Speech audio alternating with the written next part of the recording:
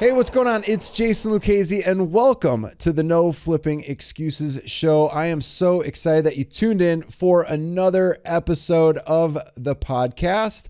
I've got an amazing show lined up for you today with an amazing friend of mine that is going to be delivering the goods. Before I introduce him, just wanted to remind folks, if you are not a subscriber yet, make sure you become a subscriber. Click the button below. If you're on iTunes, make sure you give us a 5-star review. Drop a comment. Let us know what you enjoy about the show. That will also enter you into our daily giveaway. If you're on YouTube and you're returning, or if you're brand new, thank you for being here. So excited that you're here with us right now. I'm going to introduce my good friend, Mr. Cris Chico. He coined the phrase virtual wholesaling many, many years ago. And that's how I kind of got around to hearing about him when I was getting started in real estate. Kind of got me thinking, hey, I don't need to just do deals in my backyard. I could do this virtually. So Cris paved the way from a virtual wholesaling standpoint. He paved the way from a marketing standpoint as well. A lot of people used Chris's marketing that he came out with way back when. People still use it to this day because of the legendary response rates that it gives. So without further delay, I want to introduce you to my good friend and special guest, Mr. Cris Chico. Cris, how you doing, buddy? I'm doing great. Thank you for having me on. I'm excited to be here with you and grateful that, hey, you invited me here. So thank you. Yeah, absolutely. Absolutely. And for folks that, don't quite know who Cris Chico is, and before we hop into talking about your marketing and how you get the phone to be blowing up, because some folks, they might get maybe a 1% response rate from their letter. They might get a 0.5% rate from their postcard. It's just, those are awful response rates. They're not targeting the right people. Before we hop into stuff like that, Cris, can you just kind of share with people, our viewers, our listeners, who is Cris?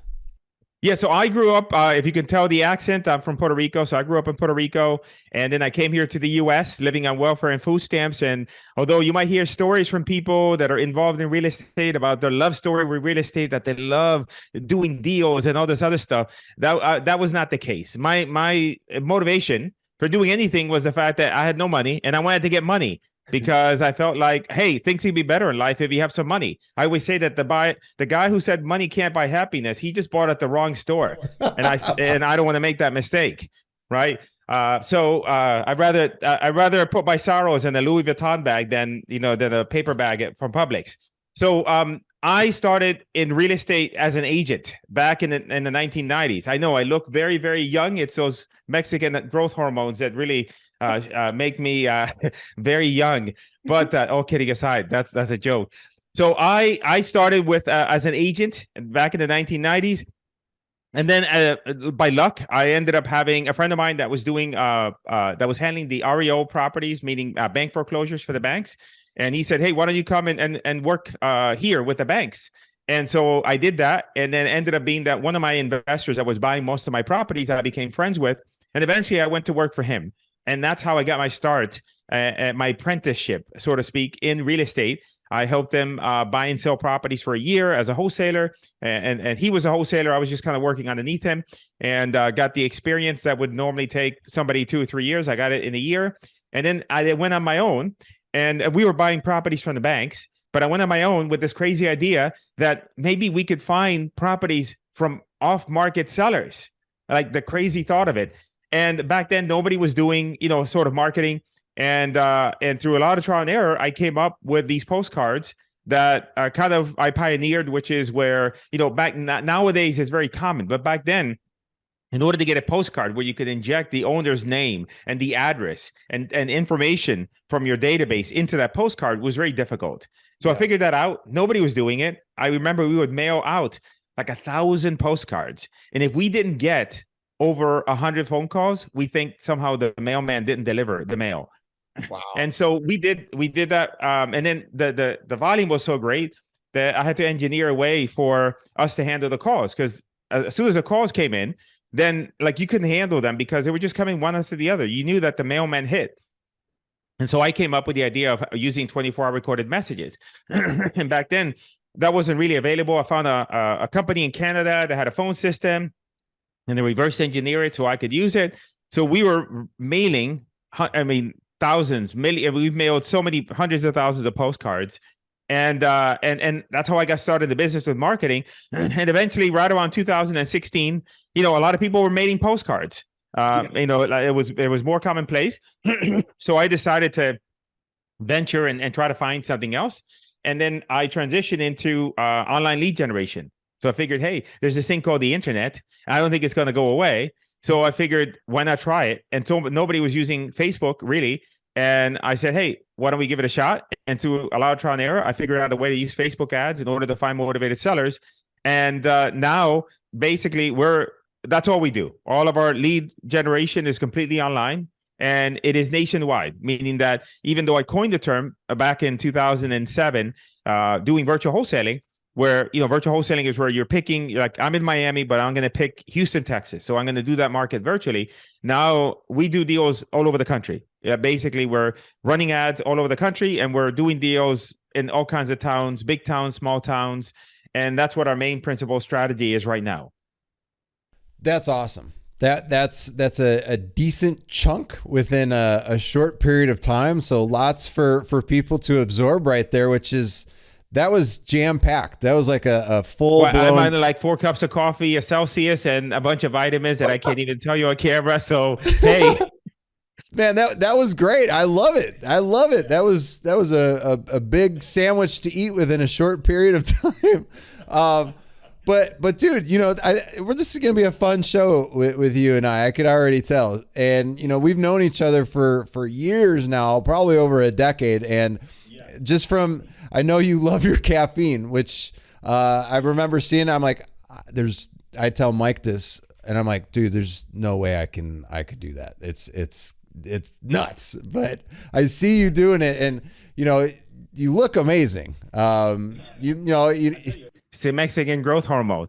I'm gonna have to look into this stuff. Over the house and we'll poke each other. I mean, it'll be like the ultimate male bonding. Yeah, that probably would be a big male bonding experience. We could get everybody in the space to come over and poke them with some GH. There you go. So dude, with people that are watching or listening to this right now, maybe they're in a position where they're wanting that first deal done or they're wanting that next deal done. How would virtual wholesaling kind of help and benefit for somebody that's in that position right now? You and I were both there at one point. How would that be for somebody like right now?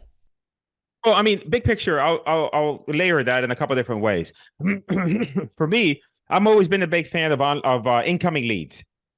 So I've never been a fan of cold calling. I mean, when I first started, I implemented a strategy that I'm sure you've never heard before. It's called door driving. You ever heard of that strategy before? No. Okay. You've heard of door knocking, right? Yes. Okay. Well, door driving is, I did door driving, which is where you get a list of homeowners that are in foreclosure. You go ahead and print out the list and you map it all out and you have this elaborate plan and you're going to go and knock on the door and talk to them about their house. But then when you get to the house, you're too chicken shit to stop. And so you just keep on driving and eventually you just drive through everybody and you don't talk to nobody. So I figured out early on that I didn't like any sort of outbound. I wanted incoming leads. Yeah. And so then I settled on, and this is really important for people to understand, is you have to figure out what is your mojo. What do you like to do? And also, it requires a marketing budget. You know what I did? So I with postcards, it was all incoming leads. With online marketing, it's all incoming leads. And so for me, I want a prospect that raises their hands and says, hey, I'm interested in selling my house. Could you please call me? As opposed to a cold call where now you're chasing somebody down and they're like, who the hell are you and why are you calling me? So that's the priority, number one. Now, that sort of marketing requires a budget. And so people say, well, I don't have a budget. I argue with that and say, most people have a budget for marketing. Yeah. They're just spending it on useless crap they shouldn't spend, number one. And at the end of the day, you're spending your time to cold call, for example. So you're spending, you're using resources anyway. And so I'm always a fan of using inbound marketing. And then the other thing that helped me out when I first starting out is also to hone in on one strategy. because when I first started out, I was doing half a dozen things and none of them were working. And then eventually I said, you know what? I have to do one thing and one thing only. And then at that time was direct mail, because not that many people were doing it. And so I became an expert at direct mail, became an expert at sourcing the list, and I eliminated everything else. And so I think a lot of times people are too scattered with too many strategies. And I think that all strategies work. Every single strategy works. Door knocking works if you like doing that. Cold calling works. But most people don't apply themselves in a way that they become an expert. Like, for example, if you're going to be an expert at cold calling, then you're going to be an expert at pulling lists and sourcing lists and who's the right provider to skip trace the list. And you get really good at the scripts and calling and all that stuff. You got to like really narrow down your focus and do that. So my advice is, again, pick what's a strategy that best fits your mojo. Number two is pick one thing and one thing only, and really focus in on that, become an expert at it. And then the other part of it that most people don't understand is time. You know, sometimes people get upset of like, oh my God, I got 3 leads and I didn't get a deal. Like, okay, really? I mean, you know, sometimes you get lucky and you see on social media that, oh my God, at my first lead, I made $20,000. And now you think you're going to make $20,000. It's not the case. I mean, so I think people like patience in general with getting this business to work. You know, this brings up, from just hearing what you said, I had 2 questions that came from it. First, I told you, I talk fast. You gotta like put the brakes, and you're like, Chico, pump the brakes. I know. I'm trying to mentally be like, all right, I need to ask him this. I need to ask him that. So you probably haven't been asked this one before, but I love interviewing, you know, folks that are at our high level. They're doing business. They've been doing business for a long time. But what do you think, for some people out there, what's some of the useless stuff that they can start taking out of, I would say, their mind diet per se? Useless stuff in terms of strategies that they're doing, or no, I'm sorry. So you said with time, from a time standpoint. So maybe spending time watching TV too much, or just doing useless stuff that's not being productive in their life. Yeah. I think everybody, if you really want to make this business work, or any business whatsoever, you have to have a certain amount of obsession, meaning that you're not going to have a balanced life. Okay, that means that it's going to be imbalanced. If you're out there thinking, oh, I want to make a lot of money, but you know, my life to be balanced, I want to spend equal time with my kids, and I want to, none of that. You got to throw all that out the window. And I believe that there's some pillars, right? But I think that most people don't understand the task at hand. So it's a certain amount of hours required in order to get the business to work, and you're going to have to work long hours. Yep. That means not wasting time, hanging out with your friends, not wasting time, watching, I don't know if you're a sports fan. I'm not a sports fan because I can't see myself spending, all day Saturday watching like damn football games. I'm like, that's a stupid waste of time.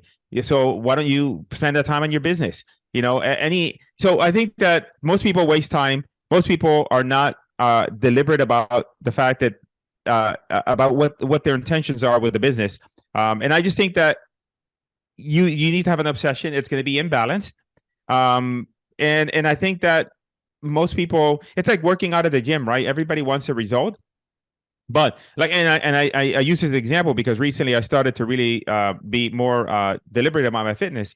And, I track my calories every single day, and it's a pain. It's a pain in the butt. I got to weigh stuff. I got to keep track of what I eat. I have targets. And then I got to go to the gym and I have a trainer, and I don't like going to the gym, but it's okay. I come to accept that I don't like going to the gym, but I just have to. And I think a lot of times people are just really like, I don't know, they're like little tiny butterflies roaming around, the world of making money in real estate, and any little thing, it's like this big wind that throws them off track. They just need to toughen up. I think that's my opinion.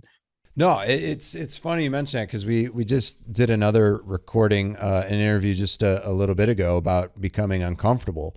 And you kind of hit the nail on the head there with exactly where somebody needs to be right now. Because Cris, if somebody isn't in a position to where like, hey, things are low on the bank account, it's tough to provide, food for my family.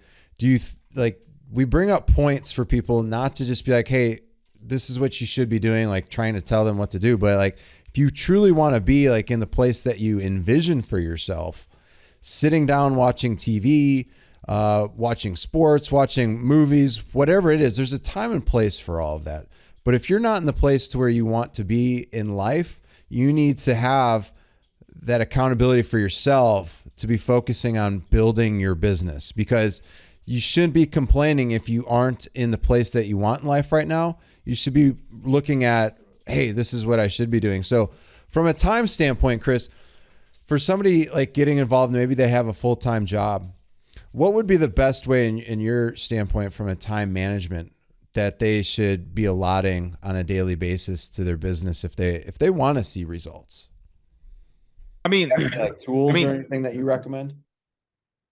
Well, I'm trying to think of, you need a lot more time than you think. So let's say an example. Somebody has a job, full-time job, right? How do you find, I'm trying to think about is, there is time in your day to get things done, right? Meaning that if you have to study, then you're going to get up early. And if you say, oh, but I need my sleep, you can sleep less. Okay. You sleep when you're dead. That's when you sleep. Yeah. Right now, there's no time for sleep. You're going to have to get by with less sleep.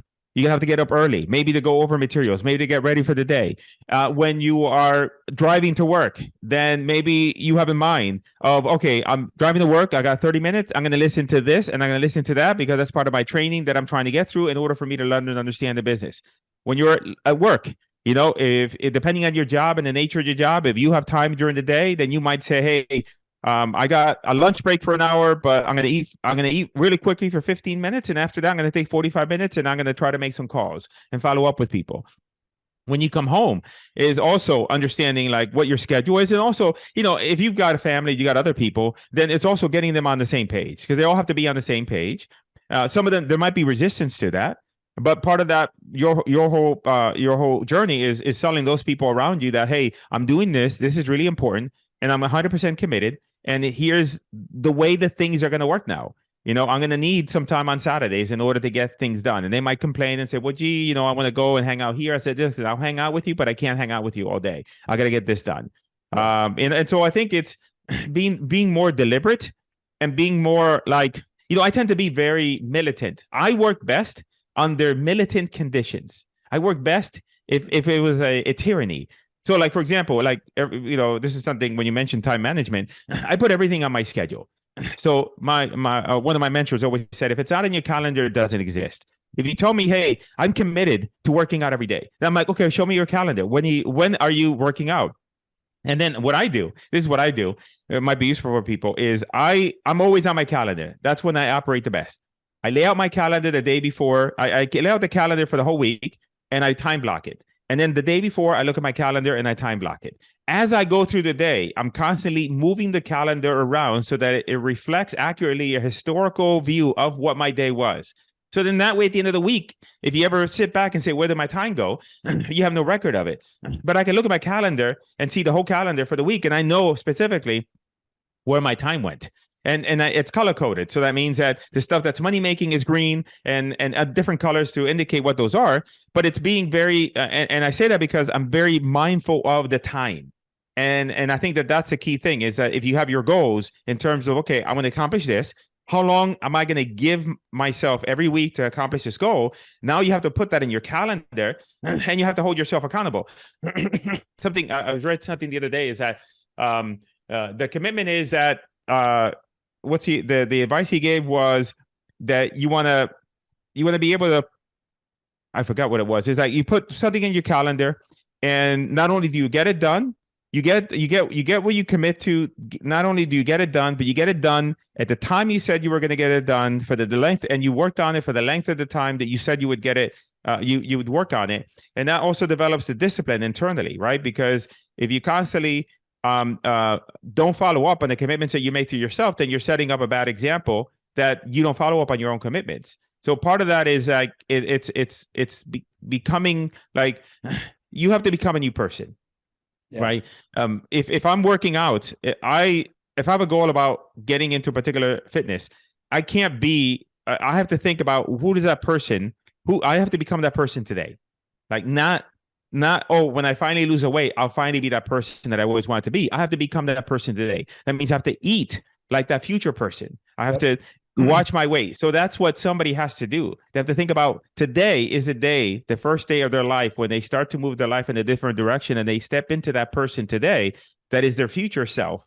And now then everything else just starts to flow in that direction, but there has to be a certain amount of deliberateness and a certain level of just, you have to be militant, because most people are not going to understand what you're doing. Most people, like when we have family members over, oh, my wife is not listening to this. They say, oh, why you work so much? Why don't you take a break?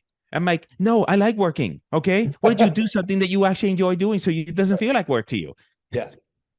Okay. I said a lot. You have to stop me. No, you're fine. I love that you are just, you're flowing, man. And the calendar stuff, it's so important. Like you brought that up and I'm like, oh man, I do that. I'm like, I get all excited. I'm like, oh, well, I do that. That's good. But I agree. You do have to be militant, because even way back when I was first getting started in the mortgage business, every day when I was shutting down to look forward to the next day, I had written down all of the stuff that I need to do, like follow up with this client, follow up with that client, get a clear to close from underwriting. And like just this morning, I knew I was going to be recording, a few podcasts. Today wasn't a workout day, and I planned that accordingly with my calendar so nobody could book during my workout time. But I got up early this morning so that I could get I do about 20 minutes of stretching. I know it's a little bit, but it does help. And I dropped my son off for high school basketball practice, and then I came home and I've got one of those treadmill desks, and I knew I needed to get steps in because I was going to be sitting for a little bit. And I got my steps in beforehand, and I was able to work at the same time. I got all of that stuff done. So it's all about prioritizing your time. Did I want to get up early this morning? No, but I did, because it's uncomfortable, and I've got to do uncomfortable things, or else I'm not going to hit my goals. We all have goals. If you don't prioritize, you'll never hit them. Like I envision, like Chris, I don't know if you remember or not, but like 3 years ago, I was about 310 pounds. Now I'm around 225, and, started getting back into the gym quite a bit. I'm still not where I want to be, but you brought up an amazing point, which I never even thought of until you just said it. You have to eat and train the way that you want to look. And it's crazy because you have to do that. Like if you want to be successful in life, you have to act and be a certain way. Like you don't need to be all pompous and arrogant, but you need to start acting and being that way now in order for you to be able to really grasp and take a hold of that. So Chris, thanks for bringing that stuff up. I think the calendar thing is huge. Everybody has a smartphone, right? You could do the calendar hack thing really easy with planning out your day. Yeah, the to-do lists are horrible because you're going to have a list and there's no when you're going to do it. There's no how long it's going to take or anything like that. Yep. So I'm always constantly working off of the calendar, and it's difficult. It's a pain in the butt because I'm always constantly going back and reorganizing. Okay, what happened? Look, I lost, and then one of the things that I do in my calendar is I have a thing that I label on my calendar called Lost, LOST. And then that's if, sometimes like you get distracted. Next thing you know, an hour passes by and you're like, fuck, what happened? Oh, I didn't even know if we're allowed to swear on this podcast. Whatever. Okay. And then, it's lost. And then you're like, oh man, what happened? So I keep track of that. And then also I'm always mindful of, okay, what happened during that time, and then try to mitigate against it. Right. There's obviously this downtime between the time you shift from one task to the other. But at the same time, it's like I want to use, all the time that I can effectively. And so just there's a good book called Indistractable. I forgot the guy's name. It's a really weird name, but he wrote a book around this. Okay. And there's another guy named Kevin Cruz. He wrote a book, The Time Management Habits of Millionaires or Billionaires. Yeah. And he talks about the calendar. All successful people, extremely successful people run their life with a calendar. And people would say, here's the thing. People are going to say like, oh, but that's so restrictive. I want to have my calendar just completely empty so that, and the thing is that discipline equals freedom. The calendar is a vehicle for you to be able to get everything you want to accomplish in the entire week. It's not a constrictor of what you want to get done. It actually expands it because now you're being deliberate about getting those things inside of your life. Oh, I agree. And I know we're going to talk about other things on the show, but you're bringing up really good points, especially for people that are brand new or just getting started, or maybe they're trying to exit themselves from a job. One of the first things that I noticed when I was getting started in this was not having the JOB structure, right? Like we when we go to work, we come in at 9 o'clock or 8 o'clock, whenever it is, and then we get out at 5, 6 o'clock. What do you have going on throughout the whole day? You have a manager telling you exactly what to do. You have this stuff to do. Cris, you kind of just cracked open something that I think a lot of people need to hear and understand. That is the tool right there that will help this with the structure, because you and I have been doing this business for a while. We do the coaching aspect. We teach thousands of students. One of the biggest things I see is them not having the right structure in place so that they can see those results. So man, the realizations just by, we do these things, right? And sometimes we take them for granted because we do them already. But that's crazy, because I think they need structure. With structure, you will have the results. You don't want an empty calendar, my friends. That is not good. That's not good. So the other thing I was going to mention is that the other thing that's critical for people is to put themselves in the position where they're around other people that are performing at a higher level than they are. Yes. Right. Because that's going to raise their standards. Right. If you're hanging around people that have Rolls Royces and that's all they drive, and they have a particular lifestyle, and I'm just using that as an example, then all of a sudden, like you start thinking it differently. Oh, you know what? What do I need to do in order to make that money? Right. If you're following like the example I gave, if you're trying to lose weight and you're hanging around guys, your friends, and all they do is eat pizza and hamburgers every weekend, that's going to be bad. Right. Naturally, you're going to be okay with, oh, screw it, I'm going to have a slice of pizza. But if you're going to be hanging around people that are fit and they watch what they eat and they see everybody weighing everything that they eat and drinking their vitamins, and you're going to be like, oh man, I look like an asshole because I don't do any of that stuff and I got to get my shit together. So I think also making sure that you're surrounding yourself with people that are operating at a higher level, which also means that you have to be okay with letting other people go. There's a book that I read recently from Benjamin Hardy. 10x is easier than 2x. And, and everybody's heard of the Grant Cardone, 10x, like do more. And Benjamin's Hardy principle is the fact that in order to go 10x is about reducing, because you have to remove stuff from your life in order to go to the next level.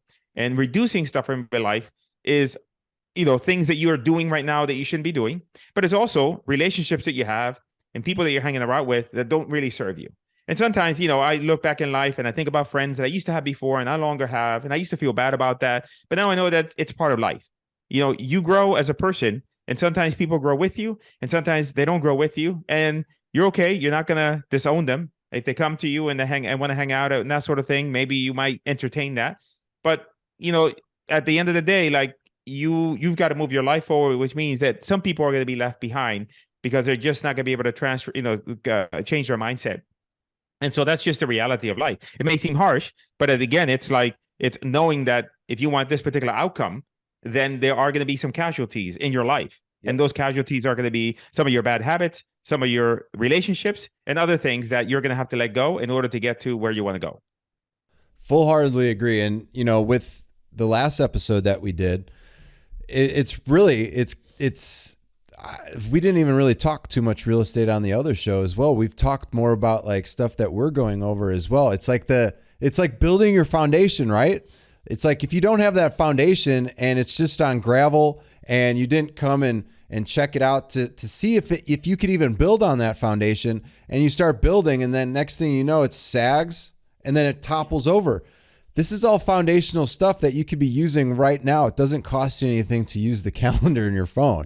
It doesn't cost you anything to go to bed earlier and to get up, earlier in the day. It doesn't cost you anything to do that stuff. I hate it when people say, oh, it costs me this, it costs me that. What's it costing you not doing those things? You know what I mean? Exactly. 100%. So I'm glad this episode is happening right now, because this is stuff that people need to hear, especially, the other one as well. Like, people need to hear this stuff, or else they're not going to get out of their own way. So I know we kind of went off there on a little bit, and people are like, well, you brought this marketing guru on. Let's talk some marketing stuff. So Cris, in today's climate with 2023, what are you kind of seeing from a marketing perspective? I know you're like the online guy for getting people to come on. How's that been working so well for you over the years? Because it's been years that you've kind of been perfecting this. Around 2016, when I started with Facebook ads, and it's had its transitions, right? So one thing about these platforms is that they change and you have to change with them. But right now we're using, we run our own. So we have two different businesses. We have our own internal house business that we have a small team with, a team of 4 people. And so we're doing deals ourselves because we're always, I've been in the business of teaching for a long time, and it's because, and I have a long longevity in the business, and that's because we teach only what we do. So we have a business that we run ads and we do deals, and then we also teach that. And for us, I gave up direct mail. It's interesting because if you were to ask me right now, what do I get?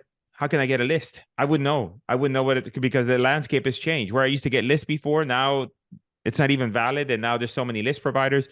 And so I don't do anything other than inbound marketing through online lead generation. And again, I'm taking my own advice of sticking with one thing and becoming an expert with it. And so the way we do it is that, with online lead generation, it works best when you're willing to expand your geographic region. Because the best example I could give is that, let's say you wanted to buy a black shirt today. You needed a black shirt, and but you wanted a Hugo Boss shirt. Like I only want that shirt. Yeah. And so what are your options? You got to go to the Hugo Boss store. And you know what they're going to do? They're going to take your wallet and swipe your card and charge you a whole lot of money, right? Because you only want that small little thing. But let's say I said, I just want any black shirt. And I said, I'm going to go to Marshall's. I go to Marshall's. They're going to have black shirts. They might have a Hugo. They might have some other shirt. But at the end, I walk out with a black shirt. I don't care. I just want a black. It's the same principle applies with online lead generation. If you're doing online lead generation with Facebook or PPC and you say, I just want this one market. I want this county in Ohio. That's the only place I want to do my deals in. Then these platforms are going to charge you an arm and a leg, and you're going to pay a lot of money to get those leads. But however, when I expand the service area and I say, I want the whole country, whatever you got, give it to me, then you're going to be paying a lot less for leads. And many times you get leads in places that you didn't even know that those markets were even viable, because they're not primary markets. Routinely, we do deals where we're doing deals in markets that are 5,000 population size, 10,000 population size, markets that are being untouched by other real estate investors, because we're taking that approach of just widening our reach and just saying to the platform, hey, wherever you got a lead, send it to me. And that's what they're doing. Nice. And so do you need to have any fancy like websites or tech skills needed for this? No, I mean, listen, there's no tech skills required. All of our students are people that never done it before. Now, if you're going to raise your hands up in the air and say, oh my God, I don't know how to do tech stuff, then that's a problem, right? That's a mindset issue, right? Just learn how to do it. I was on a call recently with a guy that does fitness coaching, and the guy's like, oh, I don't know anything about macros. And he's like, have you heard of the internet? Well, just go on Google and Google that and figure it out. So most people are not really like, they're not aggressive with stuff like that. Like you put your hand. So it really doesn't require tech savviness. But if your mindset sucks around that, then you're going to have a problem with it. But it doesn't require that. And, generally speaking, I mean, you can go from zero to getting everything set up within a day of and being ready to run your first ad. And then in the next day, within the day, you're going to start having leads. And as with anything, at the beginning, it's a little bit overwhelming, but little by little, I was thinking about this when I was teaching my daughter. My daughter is just learning to drive, which is always an interesting experience. Yeah. And, they get in there, right? And you and I, we get in the car, we turn it on, we got the phone, we got the radio, we got like 4 things going on. They're like this. They're just like, okay, button. Okay, it's on, right? That's how you are when you're doing online lead generation. Everything is brand new and you're like, oh my God, everything is so slow. But eventually, through practice, repetition, that's how you get it. Then all of a sudden now things start stacking up, and before you know it, 30 days, 45 days later, you're like, oh my God, this is child's play. I just turn on an ad, get the leads coming. So it's not that difficult, but it just requires time and practice. And again, bring up valid points. You have to do things that are going to be uncomfortable at first. It's just that's the way it works. Even if you go get that brand new job, like the first few days, what are you doing? You're going through SOP videos. Why not do some of that stuff for yourself? Start doing some of that. I know we've got a very exclusive step-by-step training. We'll share the link here in just a little bit for people to get a more in-depth look on how you do that stuff with the ads and all that type of stuff. But with the properties that you guys are getting, like the leads, are you personally going and looking at any of those properties, Cris? No, God forbid. Some of these towns are like, there's nothing there. There's probably a diner in the middle of nowhere. I try to get my wife to say, hey, why don't we go vacation here in this little town? And they're like, no, they always want to go to Europe and London and all these fancy places. But everything is done virtually. So we don't never meet with the sellers or inspect the properties. We never meet with the buyers. Everything is just done through computers. And, you have to think about it. Some people think, well, gee, how could that work? A couple of things. Number one is nowadays, people, when I first started, it wasn't the case. But nowadays, people are used to doing everything virtually. Right. You do so many things online now that people are just used to it. That's number one. Number two is that we're not really closing on the properties. We're wholesaling them. We're just acting as a property finder and then giving that property to another buyer who's going to close on it. So we don't need to know anything about repairs. And we just go on Zillow. It's very simple. We go on Zillow and we just, through Zillow, no other tools, we figure out, hey, is this a good deal or not a good deal? And if it is, then we just go ahead and put it on the contract and then find a buyer for it. But again, everything is done 100% virtually. That's awesome. That's awesome. That's key right there. I'm sure that's picked up quite a bit post-pandemic. And it's probably gone skyrocket through. So that's been nothing but great for you. That's awesome. So with that said, I know there's some states that are a little bit restrictive on wholesaling. What are you guys doing from that standpoint? Are you doing like an A to B, B to C transaction at that standpoint? Or are you just avoiding those markets? That's a good question. There's two states. One is Illinois. Illinois requires a license, but only after you do your first deal. Okay. So people come to me, Chico, what should I do about Illinois? And I'm like, have you done a deal? No, don't worry about it. Until you get your first deal, it's not a problem. Right. The only another state, I think it's Kentucky. Kentucky passed a law recently that says you need a license. But you know what? The deals in Kentucky are crap. We never do any deals there. So we don't even bother with that. Okay. Oklahoma, for example, they have a law that says you cannot publicly market a real estate contract. What does that mean? Because I went ahead and interacted with them. And what that means is that you can't put the property, your contract for sale, in a public site, such as Facebook Marketplace, such as a Craigslist. But what you can do is you can reach out to investor buyers that have recently purchased a property and tell them about the property. If you have an email database of investors, you can reach out to them. So there are laws against a real estate wholesaling, but only 2 states really have very specific laws. And, I don't think it's anything that people should worry about. I think people worry about that more than they should right now. And then people always think about the future. Like, oh, what's going to happen 10 years from now? Who cares? Make money now. And if the whole thing implodes 15 years from now, then hopefully you've made a crap load of money and you don't give a damn. And you're retiring somewhere in the Caribbean, right? And drinking some pina coladas. So I think that for the majority of the people, I would say 99.9% of the time, you're completely worried about something you shouldn't be worried about. Right. You're worrying about a problem before it exists. It's like as if, I don't know, if you bought an iPhone and you went to the Apple store and you got it and they gave it to you in the box. And then you said to them, but I don't know how to operate it. You know what they tell you? Open the damn box. Okay. Yeah. That's the first step. So just get on the phone with sellers and start doing deals and don't worry about anything else except for Illinois. But we never get good deals anyway. They're all crap deals. So we don't do anything there. Right. No, that's awesome. Yeah, it really boils down to, again, getting out of your own way. And I know we're kind of getting to, the end of the show here. Dude, you've delivered amazing. Yeah. It's going by so fast. I know. And for folks that don't know, I screwed up in the beginning. This is our second iteration. And thankfully, I caught it on the last time early because I didn't record properly. So Thankfully, I didn't get militant Chico on me for that screw up. It was just a light slap on the hand. But Cris, I know you've referenced tons of books throughout here. One of the things I like to do is have individuals like yourself kind of share like a book that's kind of had a profound impact on you over the years, like a book that's kind of been time tested. Well, I was looking. Oh, here it goes, right here. This one. This here is the book that started it all. The Ultimate Sales Letter from Dan Kennedy. I remember I bought a course from a guy who shall be nameless. And he had all these letters that he put together. And I'm like, oh man, I can send these letters to these people, homeowners. And I printed all these letters. And I brought them to the mail house because there were so many of them. And then I mailed them and then I waited.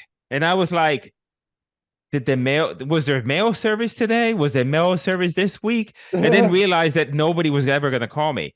And so I was like, okay, this doesn't work. And so I said, I got to figure out how to write compelling, postcards and letters. And so I got a hold of this book because at the time, this is the only thing I could afford from Dan Kennedy. And I sat down with this book, and it was the first book I sat down and I wrote my postcards using this book. So for me, this book holds a dear place in my heart because without this book, I would be nobody. So this is The Ultimate Sales Letter from Dan Kennedy. It's just a great book as a primer to help people understand what it takes for somebody for an effective advertisement.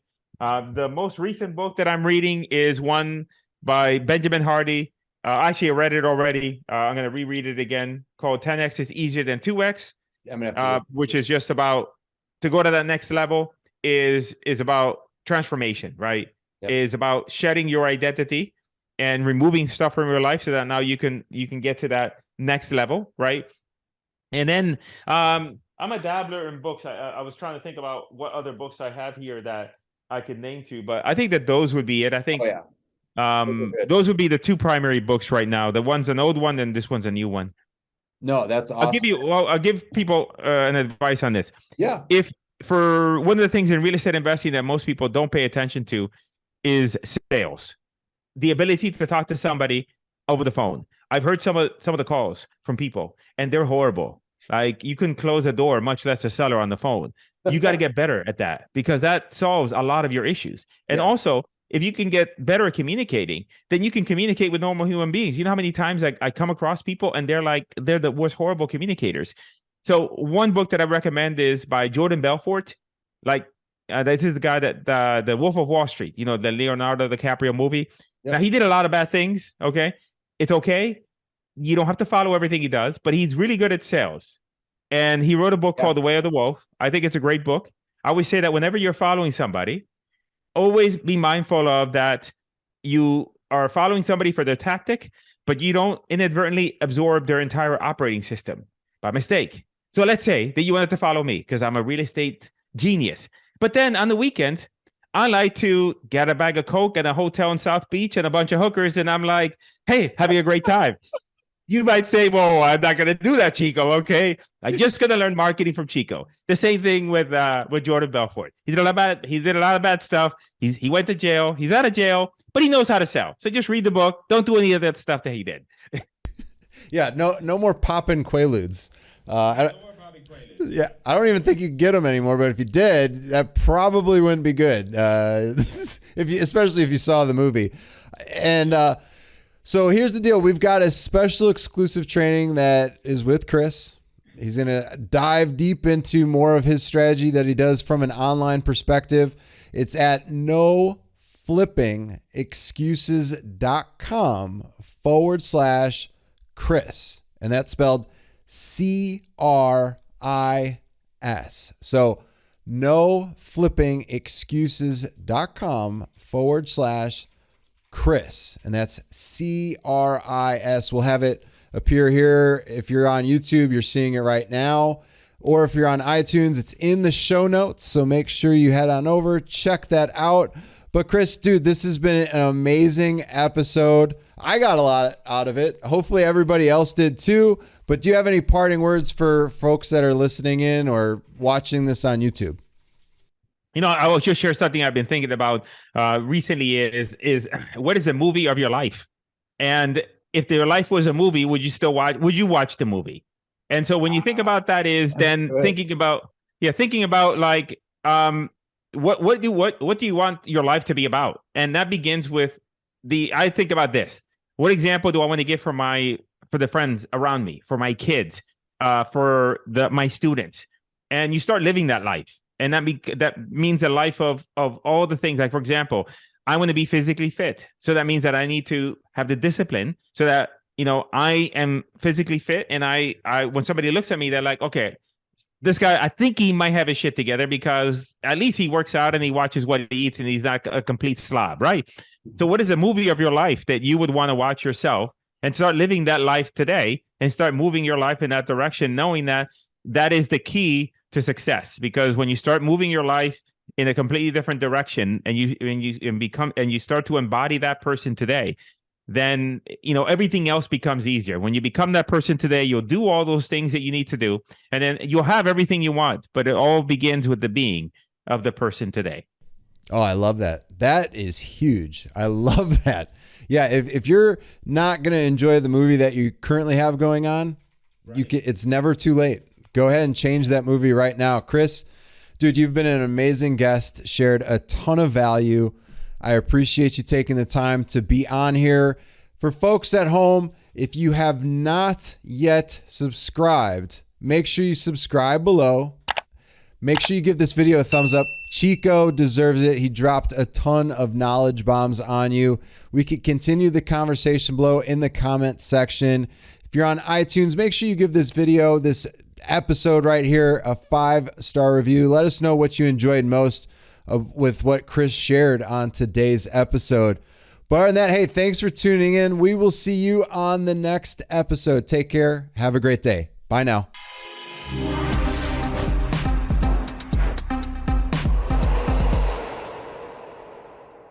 Hey, go grab a copy of our brand new book. We'd love to put this in your hands. The Art of Flipping Deals. You could go grab your copy today at theflippingbook.com. Make sure you head on over to theflippingbook.com. We'd love to get this in your hands today and show you exactly how you could get free exclusive inbound leads in your business today. Make sure you head on over to theflippingbook.com. Take care. Bye.